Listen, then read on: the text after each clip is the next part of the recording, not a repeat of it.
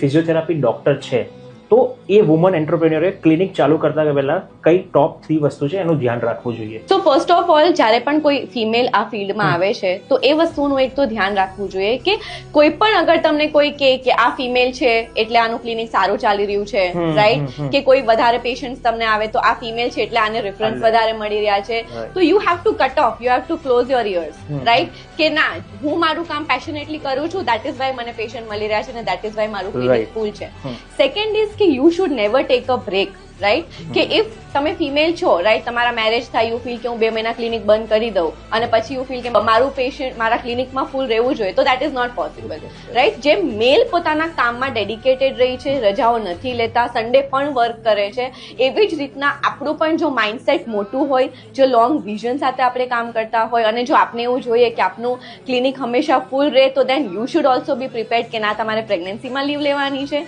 ના તમારે મેરેજમાં લીવ લેવાની છે. યસ, જેટલી નેસેસરી હોય એટલી તમારે લેવાની છે, પણ તમારે સન્ડે પણ કામ કરવા માટે રેડી રહેવું પડે.